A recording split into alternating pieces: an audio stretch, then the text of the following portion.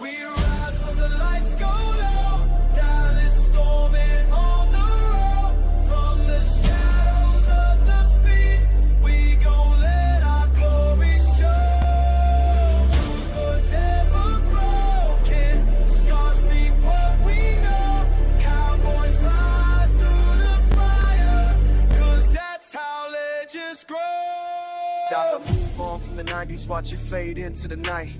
Time to chart our legacy. Everyone's down to fight. We upgrade, reload. Williams in the backfield running fast. Turpin speed, Lamb and grace. Even when the rain hits, we don't crack. Follow back to set the edge. Pass rush ready, spirit pledge. Clowney still the thunder, bring the pressure, man. We better hedge. Injuries trying to take our bones, but the soul stays undefeated. Depth chart, shift rookies rise. Ultimate prize, I need it. Through the injury, through the doubt, we got dreams, we gonna shout. Even when the crowd go quiet, I drive like the riot. We rise when the lights go low. Dallas storming on the road. From the shadows of defeat, we gon' let our glory show. Rules were never broken. Stars speak what we know. Cowboys ride through the fire, 'cause that's how legends grow. Coach Schottenheimer calling plays, new era, new ways. We learning how to win again, climbing out of yesterday's. Dak Prescott still that leader, voice steady when the world shakes. Brotherhood in every huddle, hustle in each move we make. Aubrey's boots spring with ice, 6'4" yard code, that's precise. When the game tight, his clutch becomes the norm, no room to think twice. Sheepy, hungry eyes, stepping up where others rise. We chopped it out, we saw the hope. Season's ours, we'll take the prize. It's more than stats, it's heart and trust. More than fame, it's grind and blood. When the lights dim, we still combust. When they doubt, we adjust. We rise when the lights go low. Dallas storming on the road. From the shadows of defeat, we gon' let our glory show. Rules were never broken. Stars speak what we know. Cowboys ride through the fire, 'cause that's how legends grow.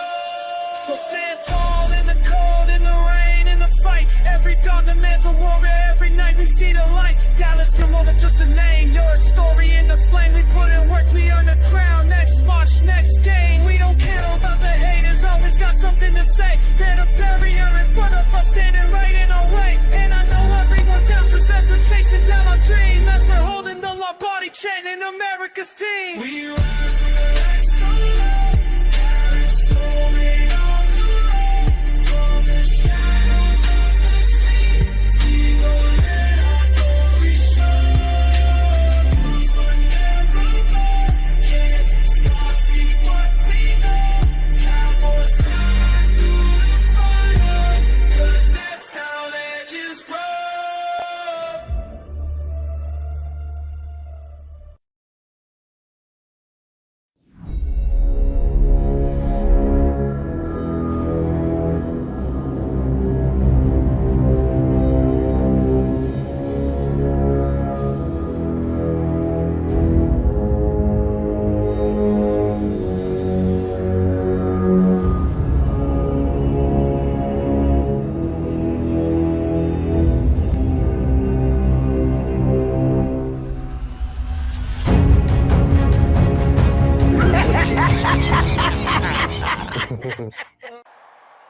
How about them Cowboys? Angry Cowboys Fan. Oh, born to battle. Hey, hey. Start on our chest beats, we never sell. America's team through thick and thin. Hey, hey. When the sun shines bright, that's when we win. Angry Cowboys Fan. Boy, what's going on? What's going on, Cowboys Nation?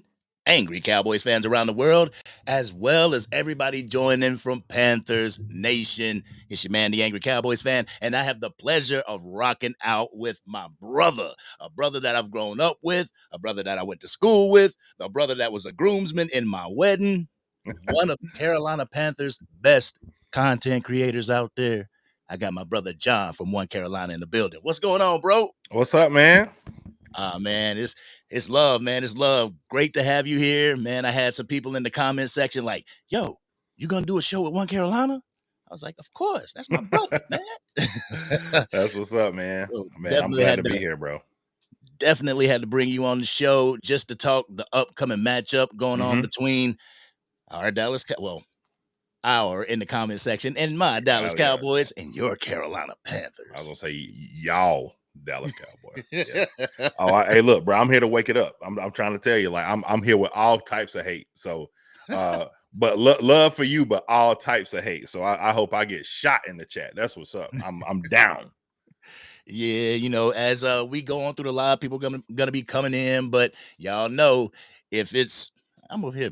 See, Restream be bugging out on me. Restream be bugging out on me, bro.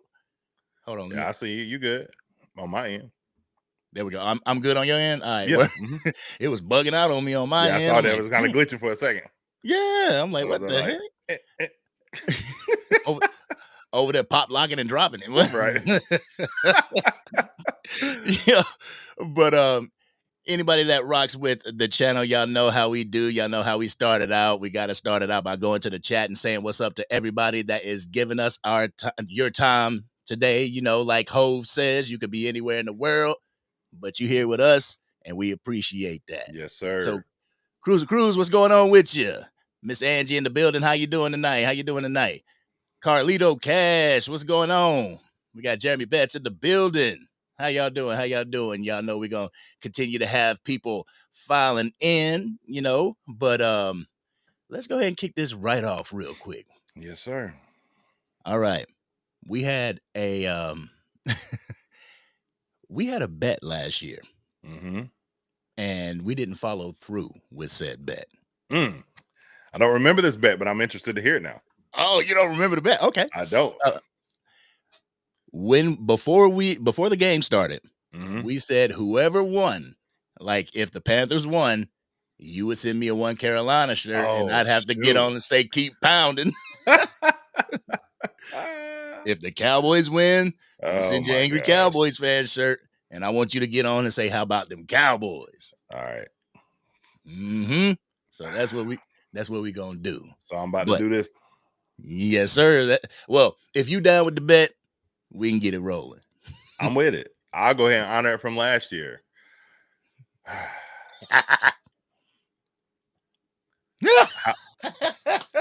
How about them Cowboys? Oh man, you got to say it with your chest. How about them Cowboys? Yeah, how about them Cowboys? That's what I'm talking about. Oh my gosh. But last year, the Dallas Cowboys faced the Carolina Panthers at Bank of America Stadium for the second time in a row. Cowboys were able to get out and get a win 30-14, but there were so many different things that are different this year. You know, the Carolina Panthers are without somebody who was an effective weapon against the Dallas Cowboys last year in Chuba Hubbard, but they replaced it with the running back, a former Dallas Cowboy running back, Enrico Dowdle. Yes, sir. So, are you and Panther Nations pleased with the pickup of AC Reynolds alum Rico Dowdle? Yes. And I'll tell you why. You and I talked about this backstage a little bit. I know people are like, yo, go slow when it comes to the whole Rico Dowdle situation, right? My mic is off. Oh, man, stop, bro. Man, y'all heard me, man. Stop playing. Man, nah, man. Hell no. All right, so let me make sure I say this right. All right. So Rico, like a lot of people like, man, slow down when it comes to like the Rico and Chuba Hubbard situation, right? And I'm not taking anything away from what Chuba has done, because Chuba has like really, compared to where he was drafted to what he's become, you know what I'm saying? Like a complete different player, right? But there's still like an element of something that's missing. What is that thing that's missing? The ability to be able to catch the ball as well, right? Now, can he catch the ball? Yes. Is he very good at it? Is he as good as Rico is at it? No. And that was last week, right? So Rico's catching ability out of the backfield has been something that we hadn't really had since C-Mac, right? So Ooh. it creates a whole different wrinkle in the offense, when you have him as an option, to kind of dump off into the flat, and he's a good run blocker as well. So like that helped out. He's a patient runner, which is something you don't really see often from a lot of backs. But I think the biggest difference between like what you saw last year with you guys when he got his opportunity to get the lion's share of the carries is that like with a guy like him, like it might just be rhythm. You know what I'm saying? Like he just needs to do it like over and over again to like kind of fish things out. Let me give you an example of why. Because Mhm. like during the game, like, yeah, if you put him in a couple of times, like he'll get some opportunities here and there, but he's basically going within the game plan. Well, he had a run with us, inside zone run, a toss, right? And Yeah. he called that play, right? He went to the offensive coordinator, was like, hey, I'm seeing something. Mark Schlereth on the broadcast kept saying, run to the right, run to the right.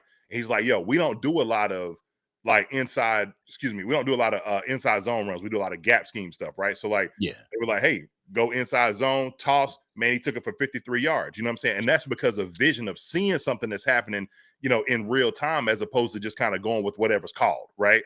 And that's with us. Now, like I said, I don't know what it's like with McCarthy last year, if he had that kind of autonomy to be able to do something like that. But with us, because we have a younger coaching staff that's very inclusive, they're like, hey, man, sometimes to a fault. Sometimes it can go sideways. But with veteran guys like Rico, who has seen so much, and not for nothing, not to get too long-winded, but No, like go we were ahead. kind of talking about this as it pertains to like quarterbacks, because sometimes this happens with other players too. Like when you see a guy like Aaron Rodgers that can sit behind Brett Favre for a few years, and then Jordan Love come behind him. Rico done sat behind some dogs, bro. Rico sat behind Zeke. Rico sat behind Tony Pollard. So like he Yep. done soaked up a lot of games. So like now that he getting his opportunity, it's like, man, what could this be? You know what I'm saying? So this is, to me, the whole Panther Nation is excited because it's like you really don't know what he is. But if what we saw last year and what we saw this last game is a microcosm of what he is, hey man, you talking about potential Pro Bowl, player for us. So yeah, we excited. Yeah. What what Rico Dowdle say to the media? He said, they better buckle up. Buckle up.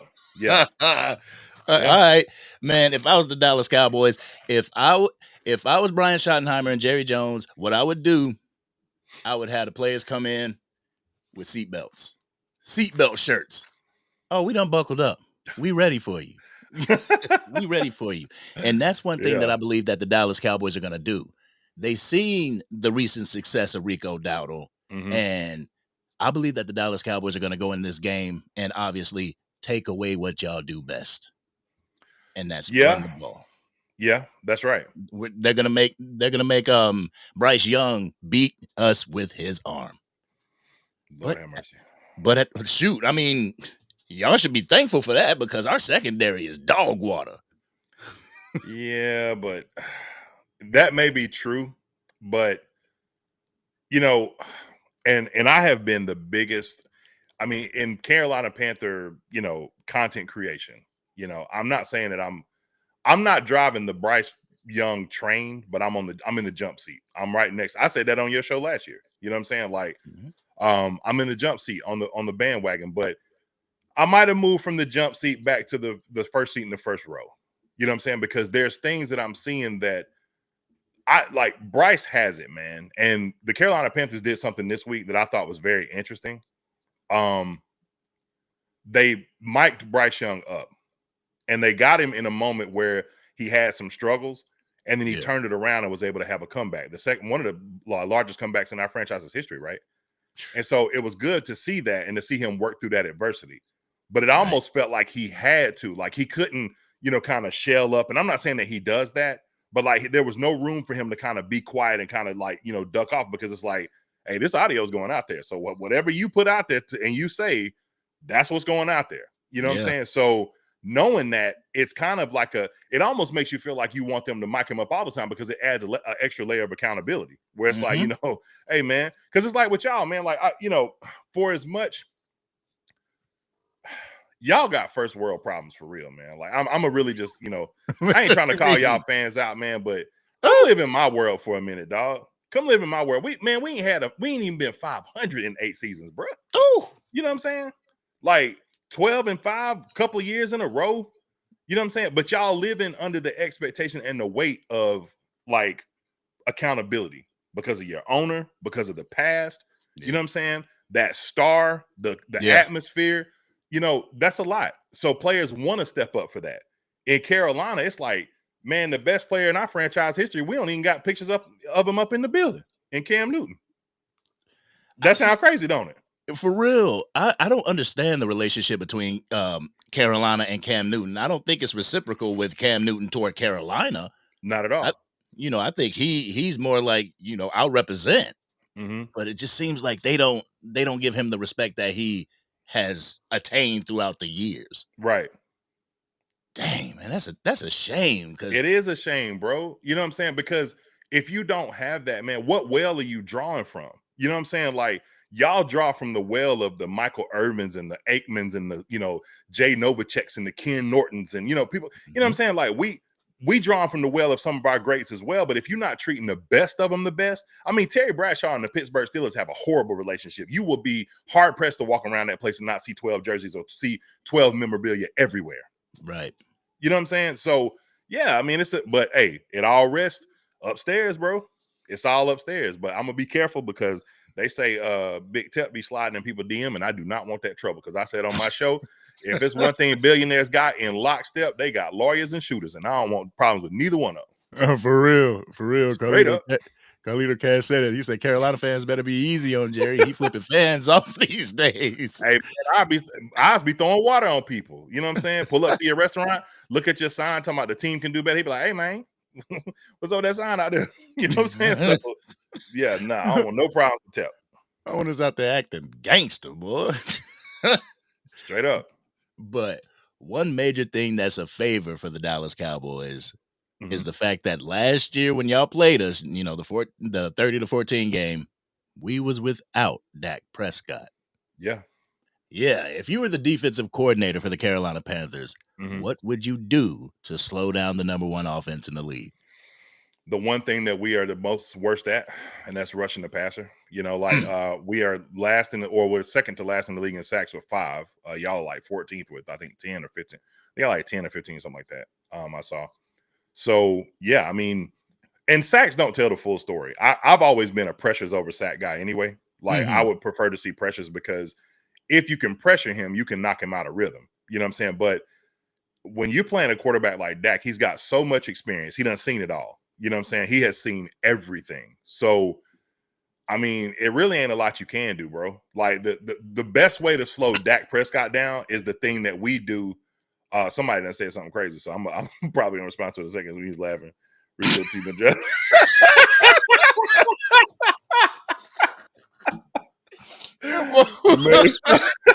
Stop. Well, y'all Andrew, you too much. Oh man, but nah. I mean, Nick Scorton, our rookie pass rusher, like one of the highest PFF grades in the league, leading a lot of rookies, especially. Not really closing in on sacks, but that'll change. Man, our biggest advantage on, to stop Dak specifically in the offense, which is super high powered, is really where we kind of lead y'all right now, and that's time of possession. But it's a slight margin. I mean, it literally is a super slight margin. So it's going to have to be ground and pound. Yep. You're not going to shoot out. You cannot win a shootout with Dallas, with Dallas's offense. You cannot, right? So really it's time of possession, man. We just got to convert, first downs and just commit to the run and be bullish against it. I'm talking like, Rico need to have he had 23 carries last week. We need to up that to like 30. You know what I'm saying? Ooh. Like, if we really going to have a chance. That's a lot. That's a lot to ask, but I mean, you got, Trevor Etienne, the rook. Yeah. You got Dallas, I can't remember his last name, but a kid with that, that hadn't really gotten a lot of opportunity, but is now. So yeah, I mean, you just gonna have to, you got to keep it out of his hands because you ain't gonna be able to really stop him. You just hope to contain him. Yeah. I mean, right now, and I'm not seeing somebody on there that y'all robbed us of two drafts ago. I'm seeing Chuba Hubbard, Rico Dowdle, Trevor Etienne, and DJ Dallas. DJ Dallas, yeah, that's his name. Yeah. I'm not seeing Jonathan Brooks. What happened to him? So Jonathan Brooks tore his ACL again last year, non-contact injury. I believe it was versus Arizona, or it was either Tampa or Arizona. I could be wrong, but yeah, man, that's the one wild card to me because if and when he comes back, I mean, well, you talking about having problems because you're really gonna have some hard decisions to make. What is he gonna be when he comes back, right? But for the here and now, yeah, I mean, honestly, I don't want to engage in too much hyperbole, but I'm gonna just say it anyway. I always jump out the window, so it is what it is. And really, because I want to rub it in with y'all. You know what I'm saying? 'Cause y'all sent us a fourth for something that was a huge problem in Mingo. And I ain't where your boy at? Okay. Yo, Jonathan Mingo has shown promise. Like when Where? we've had him in the game, like he's put a couple people in a blender out there. He's put some defensive backs in a blender. We're just waiting for him to come back. Sunday? Huh? Is he playing Sunday?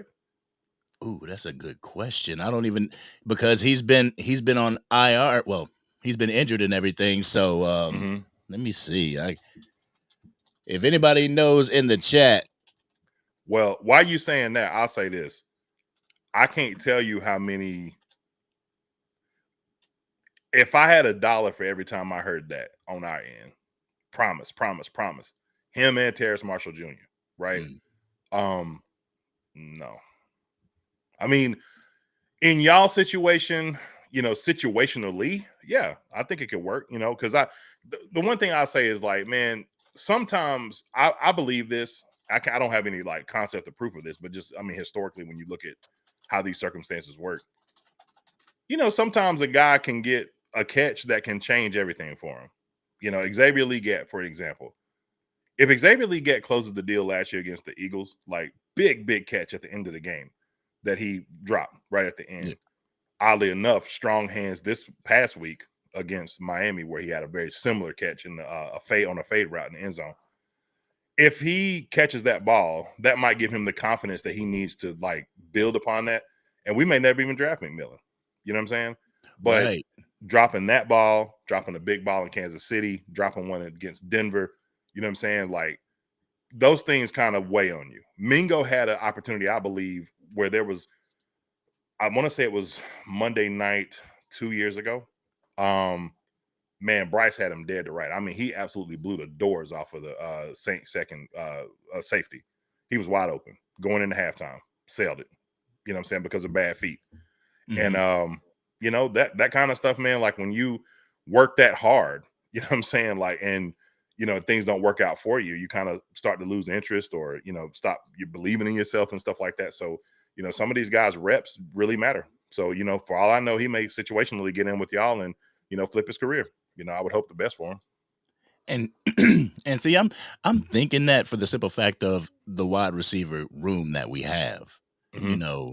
With George Pickens and CeeDee Lamb, people trying to shut those two wide receivers down, that's going to leave your tight end and your wide receiver 3 room to eat, Mm-hmm. So I feel whether it's Kevontae Turpin, Jonathan Mingo, or Jalen Tolbert, mm-hmm. They're gonna get some good reps during the game.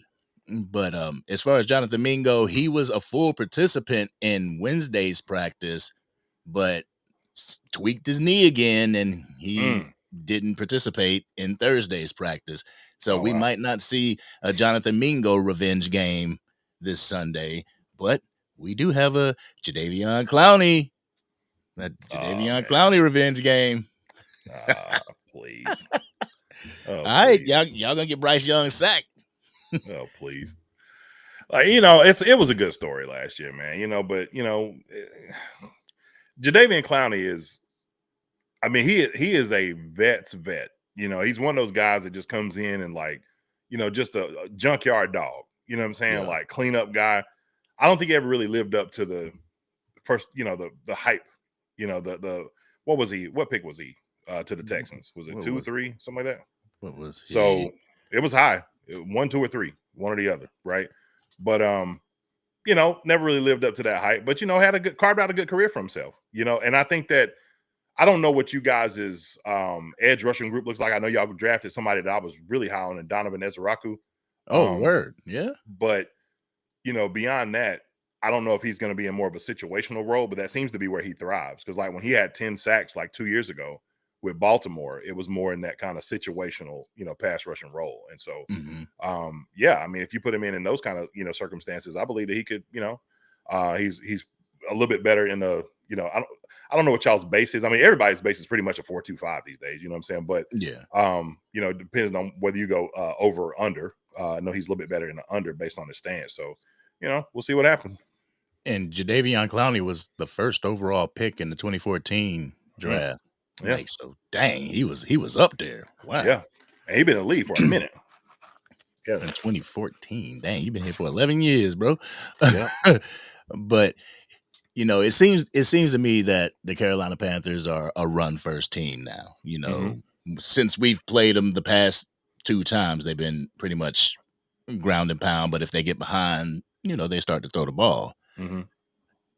You being, one of the best Carolina Panthers content creators out there. I appreciate that. Which one's stronger for your team, the run game or the pass? Without question, the run. But the thing is that you just don't know when it's going to click for the pass, because going down the stretch last year, the last 10 games of the year, which I struggle with this, because on one hand, you could say when you're playing with house money and you bring back your number 1 overall pick quarterback, and there doesn't seem to be playoffs in the atmosphere, you got a horrible defense, you kind of don't really have a lot of pressure. So you just kind of go out and just, play with your hair down. Right. Yeah.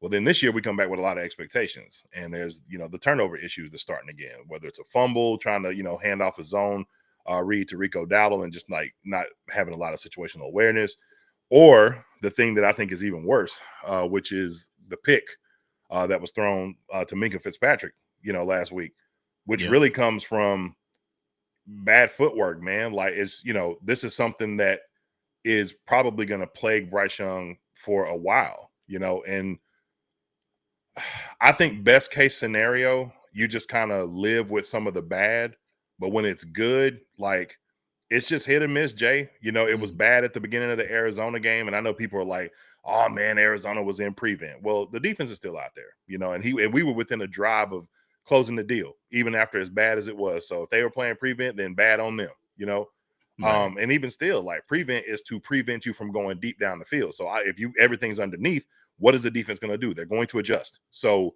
going into prevent is not an excuse. And people saying that, it's just crap yards. I'm like, nah, if you want to say that, cool. If it fits your narrative, all right, cool. But yet and still, he had a 300-yard game. It was when it didn't matter, a lot. So, I guess you can do with that with what you will.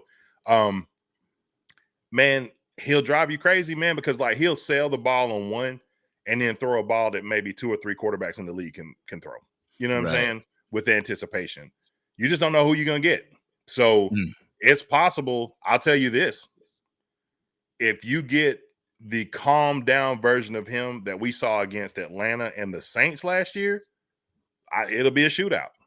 It really will, because if he gets in rhythm and he gets going, Dave gonna dial it up.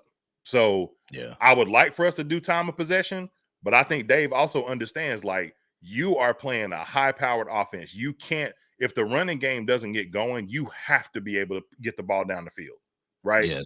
So I think in some respects, unless our defense just figures out a way, our coordinator, which I am not counting on, figuring out a way to be able to slow down Dak Prescott, which I'm not here to crap on him, because he, look, he dialed it up last week, man. Like he put Tua. I mean, we had a team that was middle of the pack rushing the ball with Etienne, or however you say his last name, to 19 yards rushing.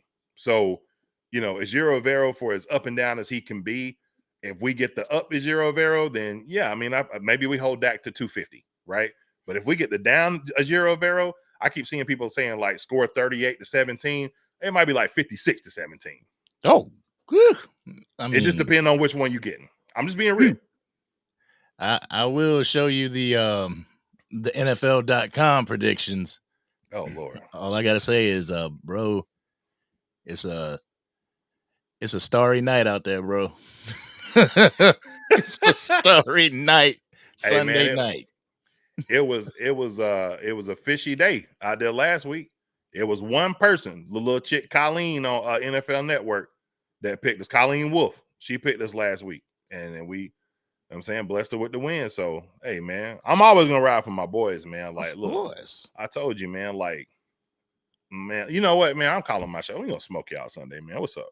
Ooh, Yeah, okay, I'm calling. okay. I'm gonna go ahead Nah, and see, sing you that Keep Pounding t-shirt.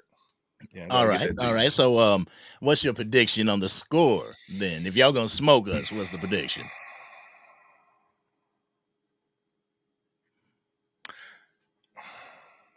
I might spoke too soon, bro. See, I'm gonna go ahead and say 38-17. Man, I'm gonna say, like, if it's close,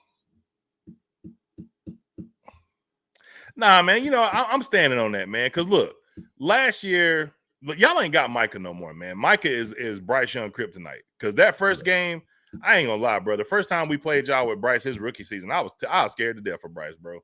Cause our Yeah. line was selling, man. It was like we had dudes out there. I mean, just turnstile. Like Micah come off, the edge. Micah coming up the middle, like wherever. I mean, they just getting out the way. Like we don't want no problems, bro. Like Hey, go ahead. He back there. You know what I'm saying?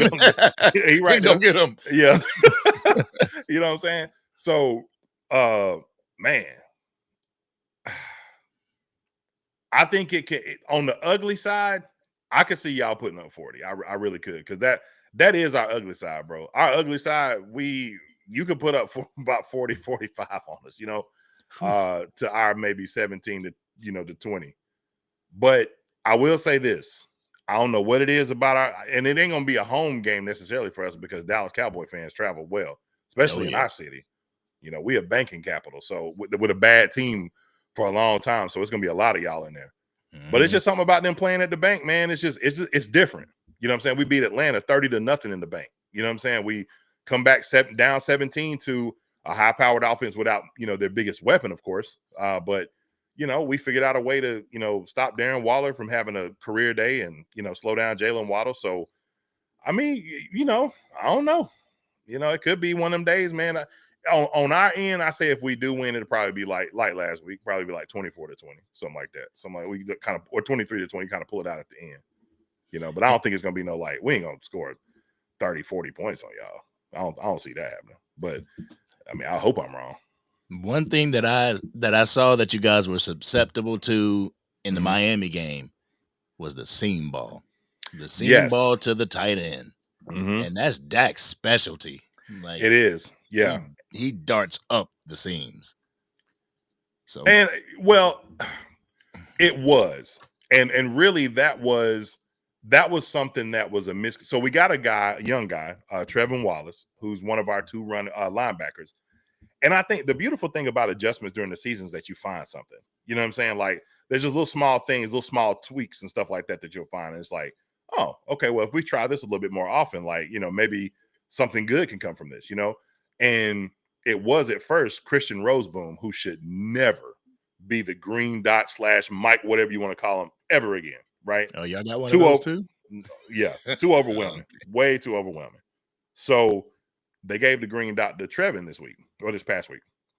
And Roseboom played better. He led the team in tackles, played a lot better, where it was just like, I don't have that responsibility. It's just like, see ball, go hit, Right. And Trevin, I think on that specific play, it was just a blown assignment, because you're right. Darren Waller right up the seam, tight end, boom, and they're going to exploit that. I'm sure they're going to see that on film, but they're also going to see on film that once Corey Thornton started to step in to help, which is our undrafted guy out of Louisville, who we've been playing at nickel, that really can be the X factor right there. I'm going to be honest with you, dog. Like, we got this kid, Corey Thornton, man, and he could easily be one of our starting outside corners. Mike Jackson has played well. I mean, obviously, J.C. Horn is J.C. Horn.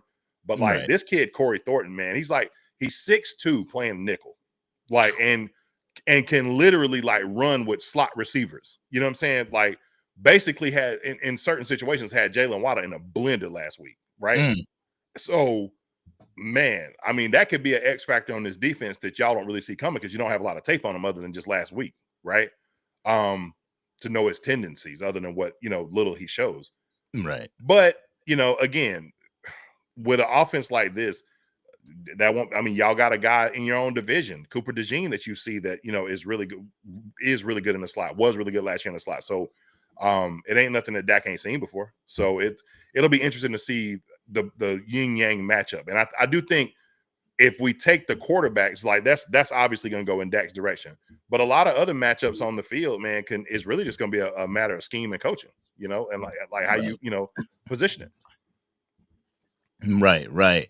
And that's what I was thinking. I was looking at the Miami game with you guys, and I'm like, how's their offensive line going to stand up to the pass Mm, rush? Because our pass rush, for some reason, against the Jets last week, it found its mojo. I don't know if it's something that's sustainable, something that was actually schemed from Matt Eberflus, but they got home several times. yeah. And one thing that Bryce Young likes to do is kind of hold on to the ball. So Yep.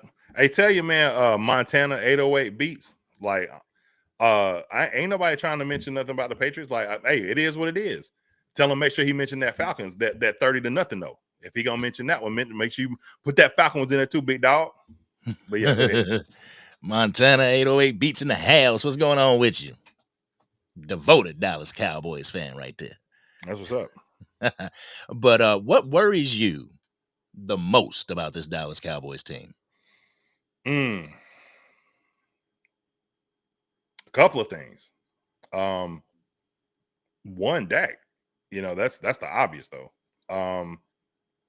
I mean, the other is y'all's running back, man. I mean, the Williams kid can have it could be a breakout game for him. It could be revenge in Miles Sanders' eyes. You know what I'm saying? Like, Miles Sanders, he wasn't happy about leaving here. You know what I'm saying? And how that whole thing went down. So there's that. There's as I mentioned, like with this team, it's like a young team really can like start feeling themselves. You know what I'm saying? Like you win a big game, and I think that's what happened at the beginning of this year. I mean, we came out so flat, man, in Jacksonville. Started off so slow. The whole team. Bryce looked awful, obviously, and he's he should be your emotional leader, right? Just because he has control of the ball. But we just looked flat. We looked like a team that was like really feeling what we did in Atlanta, last year, hanging 40 points on Atlanta in Atlanta. You know what I'm saying? Winning in a shootout, last year. So, and then I think they started to kind of figure things out, and then something clicked.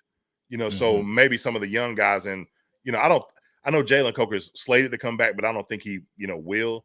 So, yeah, man, it scares me that we might not be able to put up enough points to deal with y'all's high-powered offense. Because if we hold y'all to like 17 or less, we should win this game. But that is a if that is highly unlikely to happen because y'all are the number one offense in the league right now. So I just don't. I mean, it is a week-to-week league, but I don't see that. So yeah, the offense it terrifies me. No lie. And what I saw from the game against the Miami Dolphins was that your pass rush might not have been there, but your defensive stopping the run, it was there. Oh yeah. People they were trying to get to the outside edge and they would just shut it down. So I'm kind of wondering. I'm like, can Clayton Adams, our offensive coordinator, and Brian Schottenheimer scheme up some stuff to get y'all off y'all's pivot to get some actual ground and pound, because that's what we're trying to do at the end of the day. We score all these points, got to throw the ball or whatever, but what I feel Brian Schottenheimer's trying to do is just establish the run, the run and just, I hate to take the Carolina Panthers mantra, but keep pounding, keep pounding the rock. Yeah, nah, I feel that, man. I mean, I think the one thing, like, I haven't really dug deep into the Schottenheimer situation, but one thing that I like about coaches like him is that when things are whatever's being presented, I'm willing to pivot from the game plan. Look, Dak, like I said, MVP level season, 71% completion percentage. Like, when I'm seeing that, I would be okay with being a throw first team. You know what I'm saying? Because that ultimately is what's going to pull you out of a lot of situations, especially when you go to play the Detroits or the, Green Bays, you know what I'm saying? Or the any team that's going to put up, points, you're going to have to throw yourselves out of a lot of those situations. But you also do need to control the game with the line of scrimmage and with the running game. But when it's working, let him cook. You know what I'm saying? Like, if he hot, let him go. Yeah, I understand that, but I'm also a time of possession guy, and I feel like pounding the rock, running the ball will keep the defense that just it's giving us issue. I mean, like I said, it really didn't give us too much issues against the Jets, but overall, this whole season so far, the defense has really been porous. Mm-hmm. So I want to keep my strength out on the field as much as I can. Mm-hmm. So just gonna keep using Javonte Williams and Miles Sanders. Hopefully, Miles Sanders can get some get back to the Carolina Panthers. Yeah. But I'm looking at things that really translate, that you can travel with, Mm-hmm. because there might be some games where you go up north, you playing outside and it's raining or it's snowing. Mm-hmm. That pass game ain't really gonna work for you. Yeah, that's a good point. I mean, sometimes in quick game, you can kind of simulate your running game. Like, I don't know what y'all like. I mean, clearly the offense has to have some level of quick game in it. If you're, number one offense in the league, it's not just all, deep shots. So, I mean, that's what it is with us. If the running game is not working, these quick out stick routes, things like that, that you can get the ball out in, one hitch and it's gone, or real quick hitches and it's out. Those are things that kind of help aid when the running game isn't working, just to kind of, soften up the defense a little bit, maybe to help with the running game.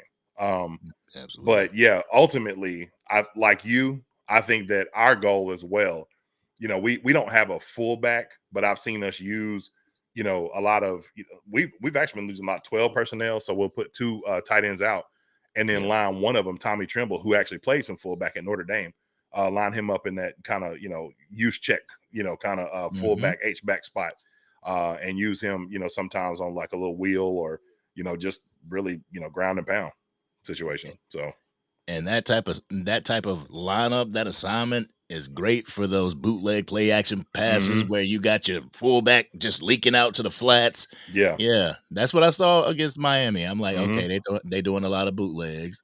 Yeah, they're really relying on that play action. There was a lot of slants during that game too. I'm like, so they using the quick passes. Okay, yeah, so a yeah, couple steps, bam, it's to the receiver. Yeah. So we're gonna have to figure out how to stop that, because our defense, our cornerbacks, oh my goodness, they line up like 12 yards off of their assignment.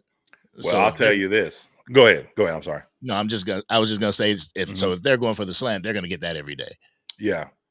And I think that's something that, obviously they'll exploit that with T-Mac. But the thing I'm more interested to see is, like, we literally just got the first sample size of Jimmy Horn Jr., right?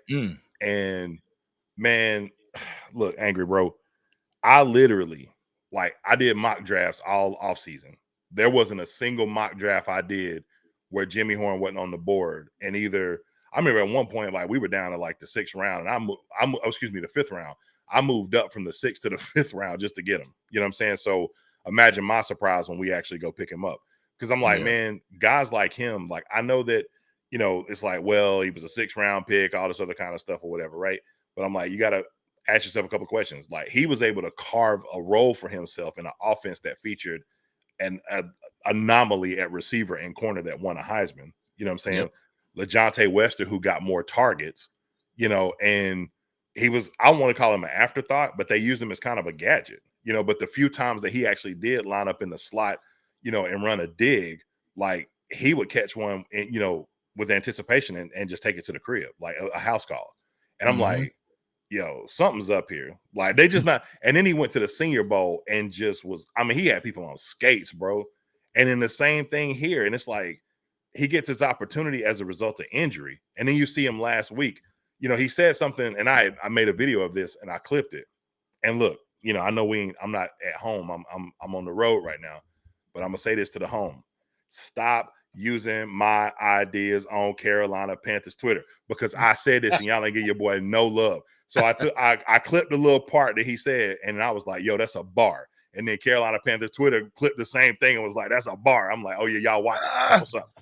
But man, he said, one of my homies in the media, Vashti, asked him, she was like, hey, you feel any pressure? You know what I'm saying? Coming to getting your first start or whatever like that. He said, I apply pressure don't apply to me. And I was like, yeah. Ooh, I like that. I like that attitude. Strong, especially on a team where you don't have a lot of that. You know what I'm saying? We don't have Dak Prescott that can, be out there yelling with the team and, all that kind of stuff, or, getting people excited, ready to go. Bryce is kind of that California cool. And I mean, that's cool and all, man. But like, somebody got to be the personality.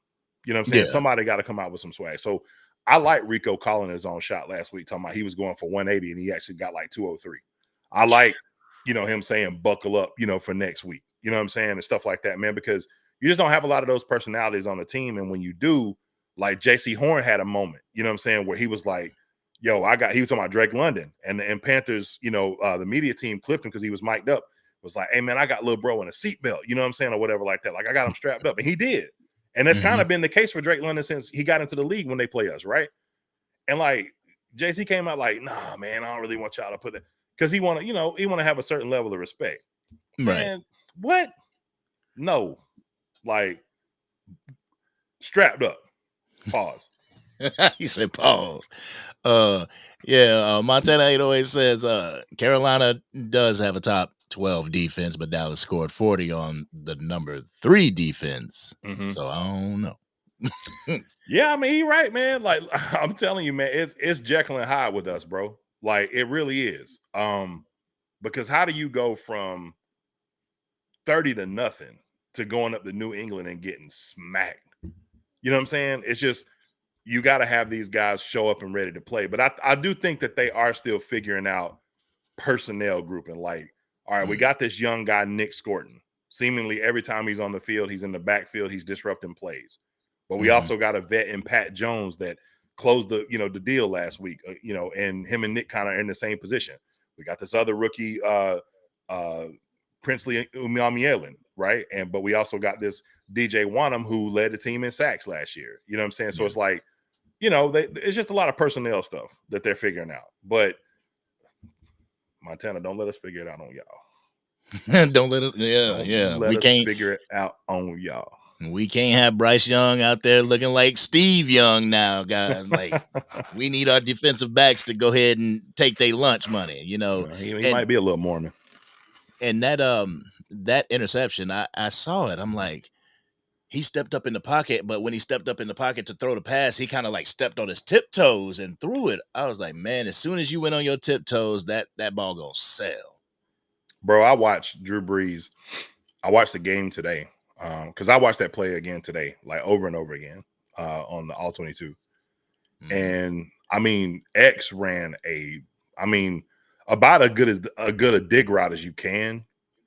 And I feel like if he would have, like, instead of stepping up in that moment, this is where the things that Bryce lacks kind of comes out, right? Because when X ran that dig, you had a safety, you know what I'm saying, playing, middle field close, obviously, but he was so far back that with speed like his, if you hit him in stride right there, he might blow right past that guy.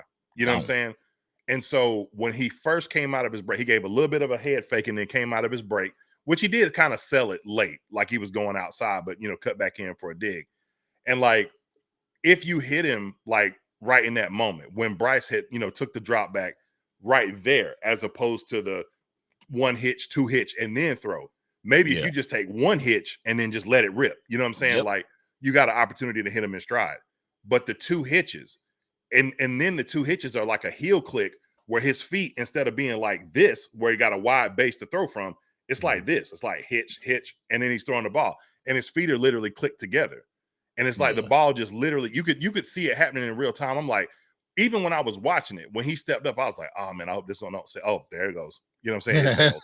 Yeah. You know what I'm saying? And that happens too often because he'll do that. And then he'll throw what I believe is one of the hardest. I think the hardest throw for any quarterback in the NFL is an opposite hash hole shot, right? No, He'll throw one from the opposite hash, a hole shot, and because that hole shot is literally between the safety and the corner in a really soft spot in the zone. That's really hard to determine because you got to go over a linebacker, potentially over a corner, and then before a safety, right in that sweet spot. And he'll throw like 2 or 3 of those a game. And you're just like, bro. And the routine stuff be like super hard. I'm like, what? Come on, man. Like, you got this, bro. You know what I'm saying? Like, it's just got to be consistent. It's the feet, man. The feet have to be consistent. Because if you get him off a target and get him off, now one thing I will say, off platform, he dangerous. That's why you drafted him number one. So that can be a little bit scary. But it's that routine stuff when the pocket's muddy, but you got to do the quarterback thing. You got to step up, wide base, let it rip. Drew was a shorter quarterback, done well with that. Steve Young, done well. Flutie, drop back. I mean, feet completely 9 inches apart. You know what I'm saying? Foot in the ground, plant it, let it rip. Yep. So that's one thing I think once he gets that part of his game down, then he could turn into something completely different, because it's just all it is inconsistency. So I don't know which Bryce is going to show up Sunday. That's the thing. And that's something that's definitely going to come with time and working with that quarterback's coach.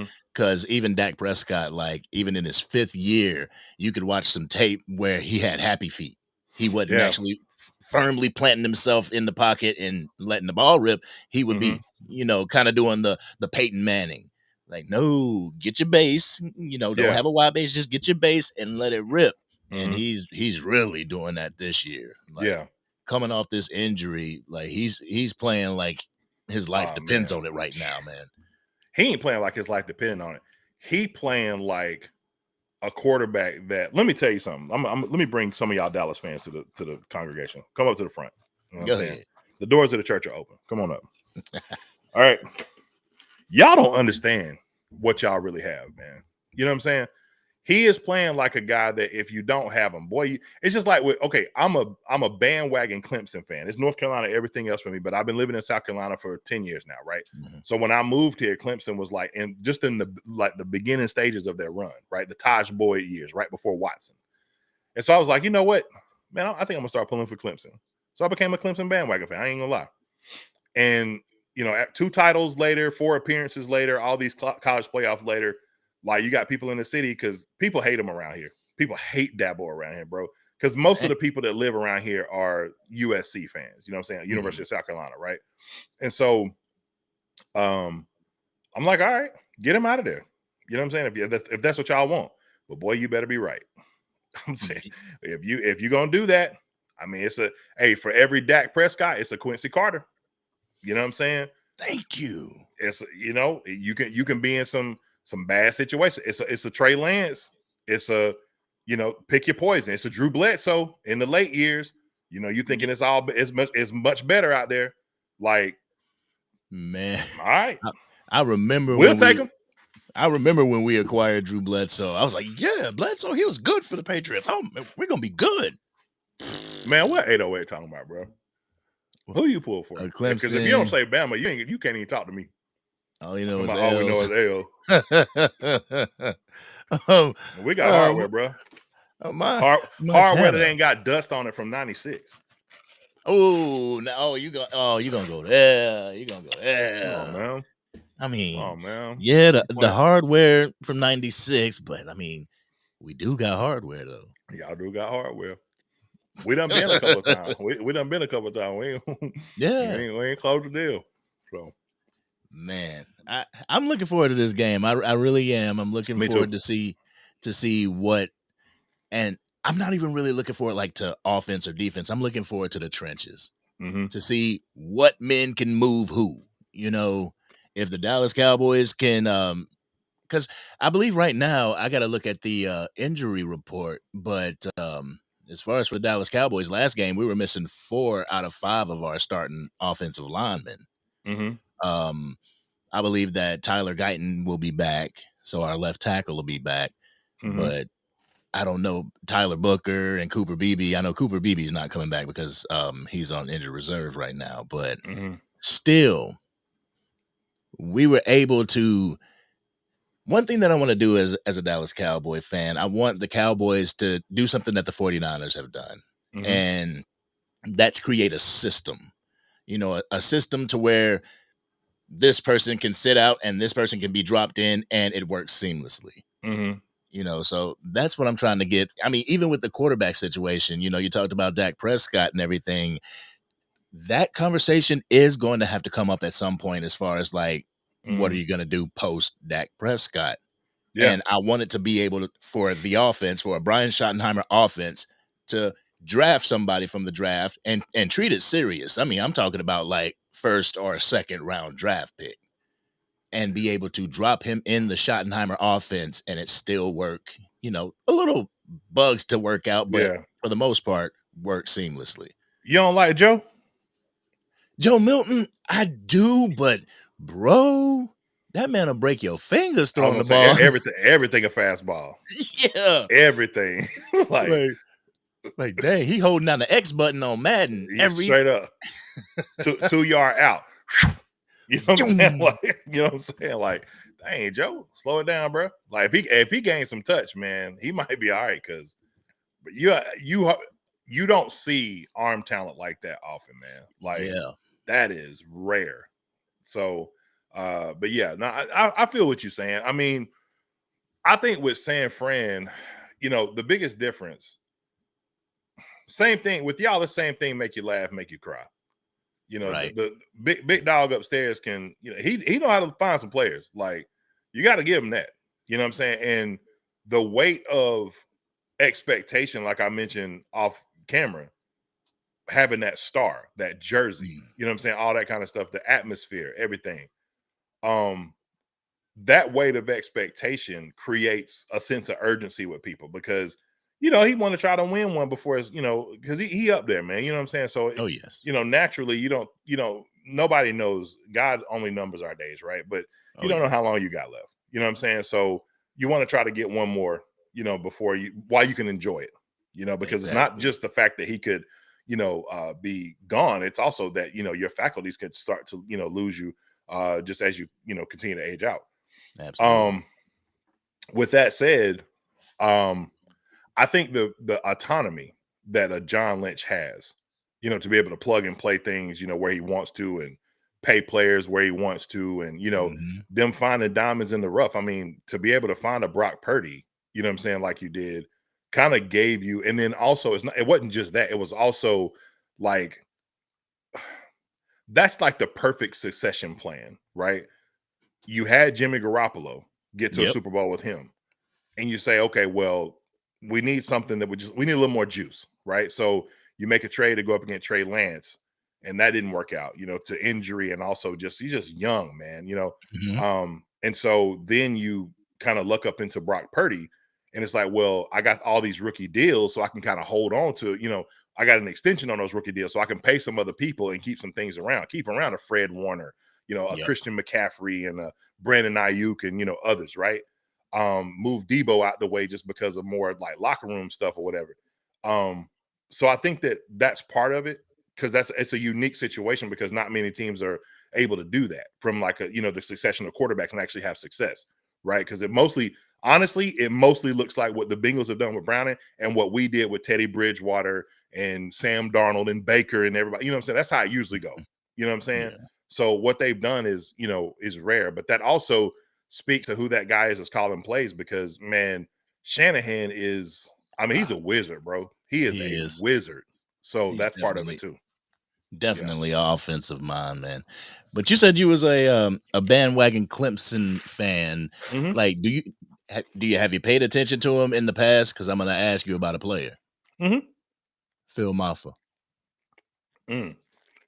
Bruiser.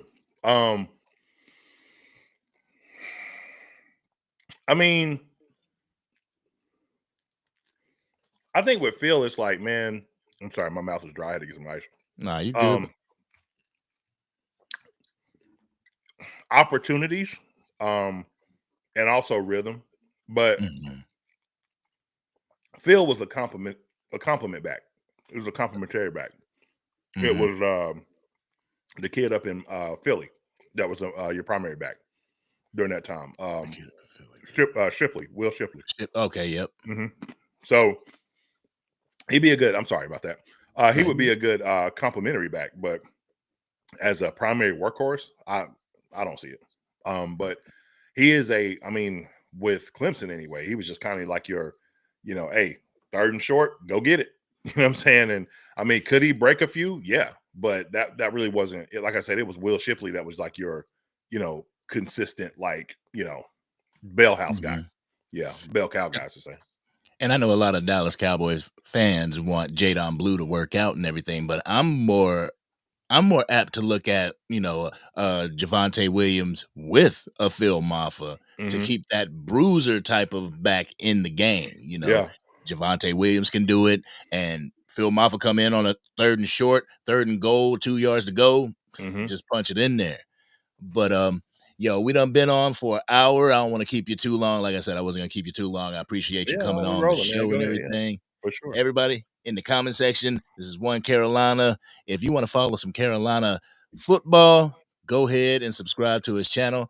Hey, I'm an admin over there, so Yes, sir. come on over. And still, if anybody get out of line, I'm kicking them out.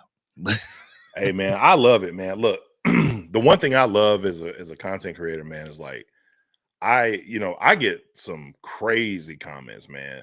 As long as you don't like, there are some times where you might say something and I don't agree with you. I'm like, yeah, go on somewhere. But like Mhm. for the most part, as long as it's not anything like on a personal level, you know what I'm saying? We could disagree. I ain't gonna delete you. So I yeah. I think one of my touchy points, is whenever Dak Prescott sucks is just battered into the comment section. It's like, all right, I'll let you get it off. It's all Mhm. right, it's cool. But then, like, oh, Dak Prescott's not consistent. That's when I gotta stop you. Mhm. Like, all right, come on now. What do you mean he's not consistent? 3-12-5 seasons is not consistent. You Yeah, that's know, uh, like I said, first world problems, man. Y'all was talking about the hardware. I saw where Montana at. He was talking about the hardware up in the cases. Y'all walk by and look at that hardware every day, clearly, because 12-5, I mean, y'all might be the only team that's done that in the last 10, 15, 20 years. You know what I'm saying? Like consistently, right?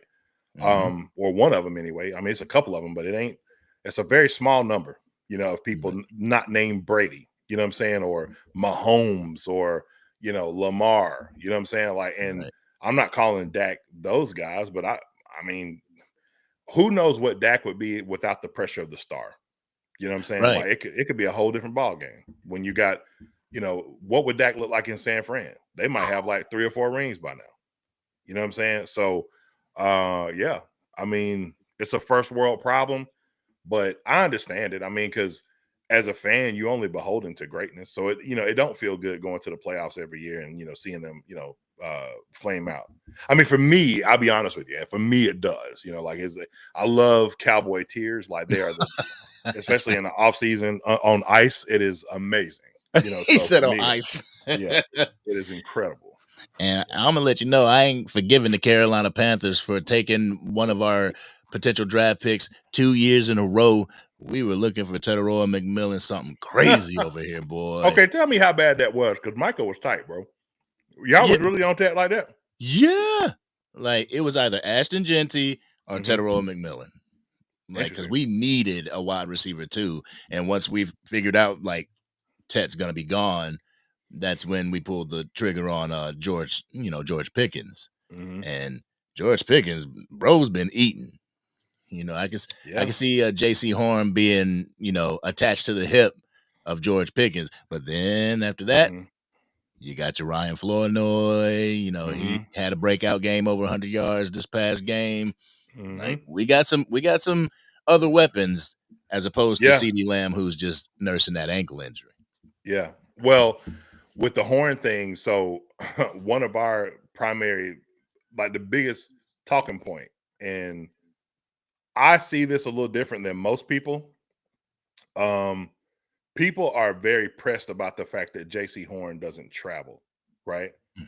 But I think that one, defenses are a little different these days. So corners don't travel nearly as much as they used to. Um, Mhm. Two, I think that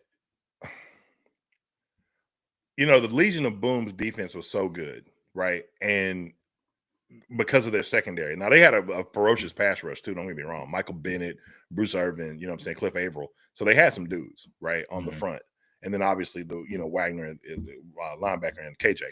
But their secondary is what made that team, right? Yeah. Yeah. The flip between, I mean, obviously you had your cornerstones in Sherm and Term. Yeah.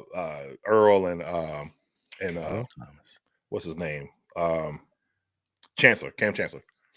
but they kind of flipped between Byron Maxwell and Brandon Browner. You know what I'm saying? Mhm. Over a couple of years. But the point is that secondary really shaped the way that a lot of people use their corners. You know, in today's NFL, and where it's like you keep it, you basically like have a specific zone of the field that's Yeah, mapped off for this specific player. You might move him from time to time, but like, look, if he's great over here, leave him there. You know what keep I'm him saying? there. Richard, Yeah. yeah, Richard Sherman, man. People would always argue like, how can Richard be considered the best, man? He don't do like Darrell Revis and travel. You know what I'm saying, or whatever. And I'm like, yeah, because I mean that side of the field, like you're not trying him over there because when you do, he's gonna take it. You know what I'm saying? And you know, we got 4 interceptions this year so far. You know, JC Mhm. got one.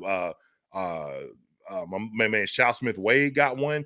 You know what I'm saying? So it's a consistent thing on that side of the field for JC. We got Mike Right. Jack on the other. So George Pickens will get his, feel of both because they definitely gonna move him around, but Oh they're yeah. not gonna move JC around to compliment just because George Pickens is eating on that side. They're not gonna necessarily move him. You know, they'll still, it's like, okay, well, you might kill us over there, but CD ain't doing nothing.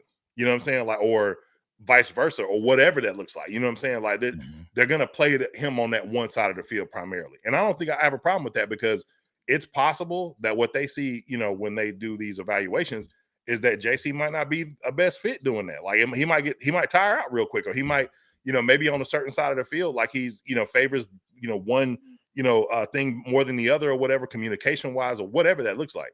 And so, yeah, I'm cool with them, him being on one side of the field. I don't have a problem with that.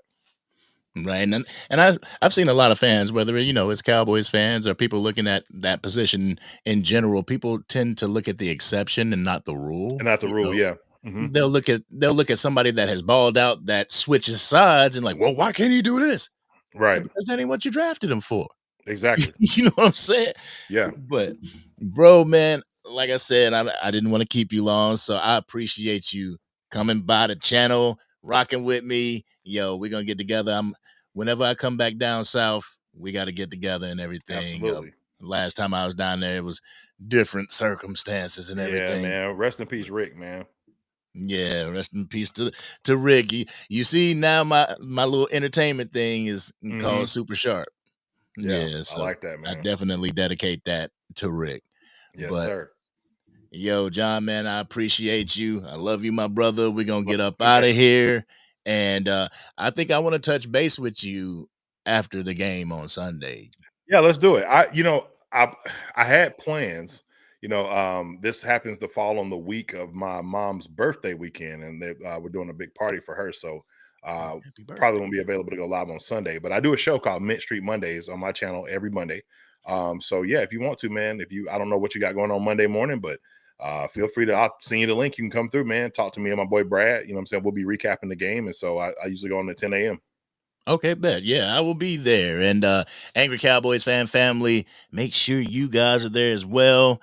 If you want to, go ahead, follow my man John, One Carolina, YouTube. Yo, you gotta give me your X account too. Yeah, the one Carolina. Yeah, The just one. the but and not the number one, but the word one spelled out. So the ONE Carolina. All right. Yep. All right, ladies and gentlemen, thank you guys for stopping by the live. Like I said, we're going to keep going live even more now, now that I got my bearings and everything. Cause I tell you, John, after losing Rick and stuff, I kind of fell off going live, Yeah, no, having, I understand that, man. life be Yeah. life in that, at some Hmm. points.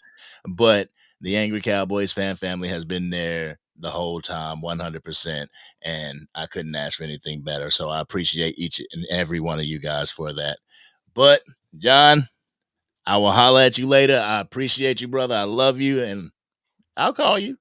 Love you too, man. Let's get to it. All right, man. Peace out, y'all. Peace.